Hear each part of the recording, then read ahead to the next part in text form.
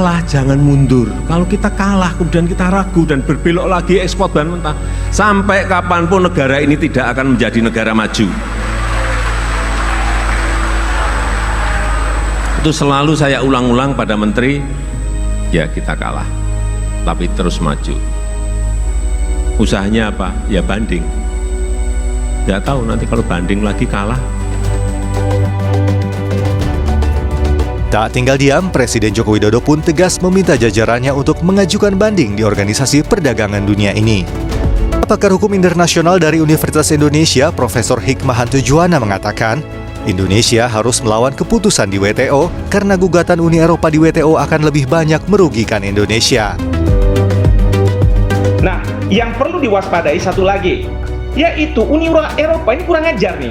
Mereka bilang gini, ini kan belum putus, karena belum diketok sama DSP. Tapi dia buat aturan yang walaupun belum diputus di DSP, tetapi sudah diputus di panel, dianggap sebagai sudah inkrah, sudah berkekuatan hukum tetap, sehingga kalau Indonesia tidak menjalankan putusan itu, maka dia akan melakukan retaliasi.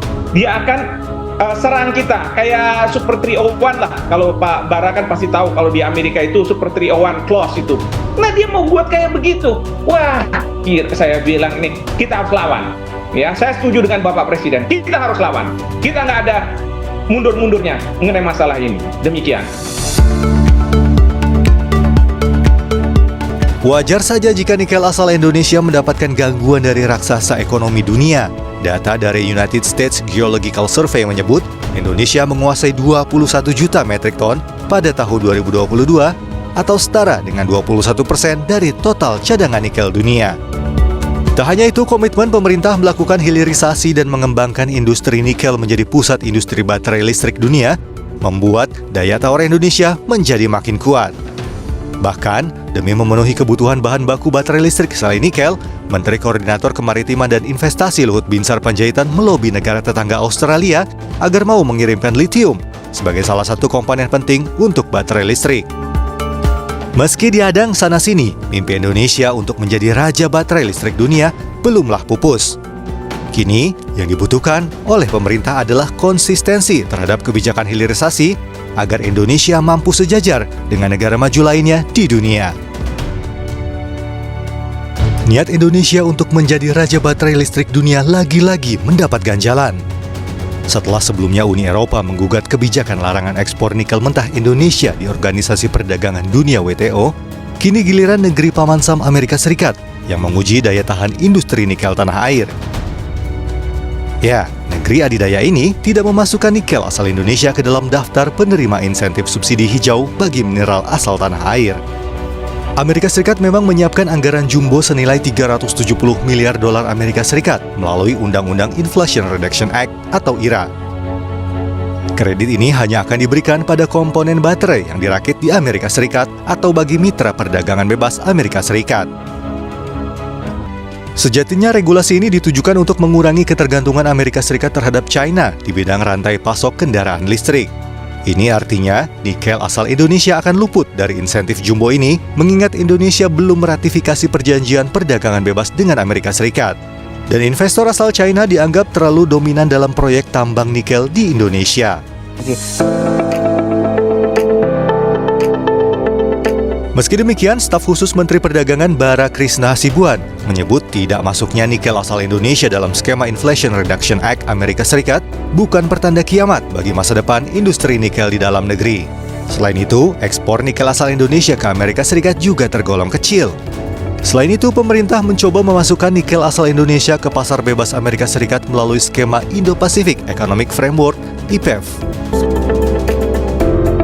Tak masuknya nikel Indonesia di skema IRA Amerika Serikat ini juga memantik kegeraman Menteri Koordinator Kemaritiman dan Investasi Luhut Binsar Panjaitan. Dalam konferensi pers di gedung Kemenko Maritim, Luhut mengatakan, jika benar Amerika Serikat menganaktirikan nikel asal Indonesia, maka negeri Paman Sam sendiri yang akan mengalami kerugian. Luhut bahkan akan terbang jauh-jauh ke Amerika Serikat untuk melobi pemerintahan Joe Biden demi bernegosiasi terkait hal ini. International Monetary Fund mengkritik kebijakan larangan ekspor nikel yang dilakukan oleh pemerintah Indonesia. Adapun beberapa poin yang menjadi catatan IMF, yakni adanya potensi pendapatan negara yang hilang seperti pajak ekspor. Lembaga Dana Moneter Internasional atau International Monetary Fund mengkritik kebijakan larangan ekspor nikel yang dilakukan pemerintah Indonesia. IMF menyebut kebijakan hilirisasi nikel perlu mempertimbangkan dampak-dampak terhadap wilayah lain. Adapun beberapa poin yang menjadi catatan IMF, yakni adanya potensi pendapatan negara yang hilang, seperti pajak ekspor sebagai dampak dari pelarangan ekspor mineral, seperti nikel boksit dan tembaga. Kemudian Indonesia perlu mempertimbangkan dampak rambatan kebijakan hilirisasi terhadap harga komoditas di pasar global, yang menurut IMF dapat menimbulkan aksi retaliasi dari para negara mitra dagang. Selain itu, pemerintah Indonesia harus mempertimbangkan kebijakan dalam negeri yang mencapai tujuannya untuk meningkatkan nilai tambah dalam produksi, dengan menghapus pembatasan ekspor secara bertahap dan tidak memperluas pembatasan tersebut ke komoditas lain. Catatan IMF tersebut menimbulkan reaksi dari pihak pemerintah dengan argumen bahwa hilirisasi tambang merupakan cara Indonesia untuk melompat menjadi negara maju. Hilirisasi tak hanya mengekspor barang mentah, melainkan juga barang jadi, seperti baterai kendaraan listrik yang saat ini dibutuhkan dunia. Berbagai sumber ADX Channel.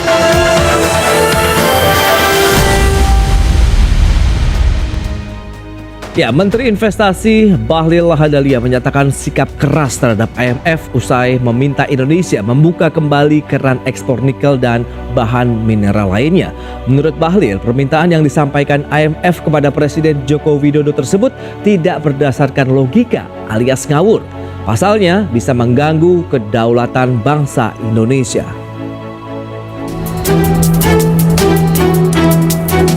Menteri Investasi Bahlil Lahadalia menyampaikan bahwa International Monetary Fund menerapkan standar ganda terkait larangan ekspor komoditas yang tengah dilakukan oleh Indonesia, utamanya komoditas nikel. Bahlil mengatakan IMF mendukung tujuan hilirisasi untuk mendorong transformasi struktural dan penciptaan nilai tambah serta lapangan kerja. Namun IMF menentang kebijakan larangan ekspor. Menurut Bahlil, pemikiran tersebut sangatlah keliru. Pasalnya, IMF sendiri mengakui kalau pertumbuhan ekonomi dan neraca perdagangan Indonesia dalam kondisi yang baik. Selain itu, Bahlil juga membantah pernyataan IMF yang mengatakan bahwa kebijakan larangan ekspor menimbulkan kerugian bagi penerima negara. Jadi IMF jangan dia ngomongnya ngaur-ngaur gitu. Yang kedua, dengan hasil hilirisasi ini, surplus neraca perdagangan kita sudah sampai dengan 25 bulan sekarang. Dan neraca pembayaran kita juga mengalami perbaikan dan bahkan terjadi surplus. Ini akibat apa? Hilirisasi. Yang berikut, nilai tambah. Katanya pendapatan negara nggak dapat. Tahu nggak teman-teman? 2021-2022, alhamdulillah target pendapatan negara tercapai terus. Bahlil mencontohkan ekspor komoditas nikel Indonesia di 2017 hingga 2018 itu hanya sebesar 3,3 miliar US dollar. Begitu bahan mentah nikel dilarang ekspor dan dilakukan hilirisasi, nilai ekspor Indonesia meningkat 10 kali lipat menjadi 30 miliar US dollar.